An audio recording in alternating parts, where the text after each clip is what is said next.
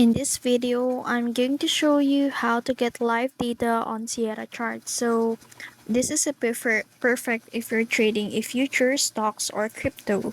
So first you'll need a data feed. So Sierra Chart supports different feeds like Denali, CQG, or Rhythmic, depending on what market you're trading. So for most users, the Denali Exchange data feed is the recommended choice.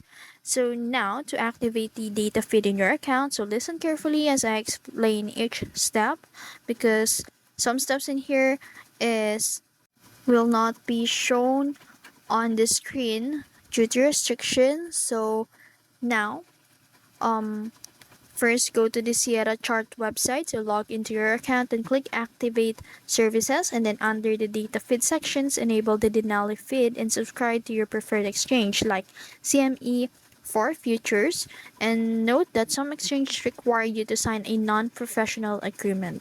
So now to set up your connection in Sierra Chart, go back to the Sierra Chart platform and then click on the global settings, and then under that data trade service settings, and then from the drop down choose the correct service like SC data dash all services or the one that matches your broker or data feed, and then after that hit OK to apply.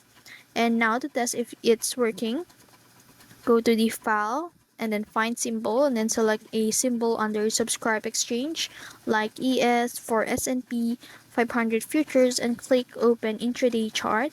So you should now see a live stocks in here or ticks updating in real time. So unfortunately the we don't have a chart visuals to show in here since it's not finished downloading. So yeah, and that's it. So that's how you connect to live market data in Sierra Chart. So if you found this video helpful, don't forget to like, share, and subscribe to the YouTube channel.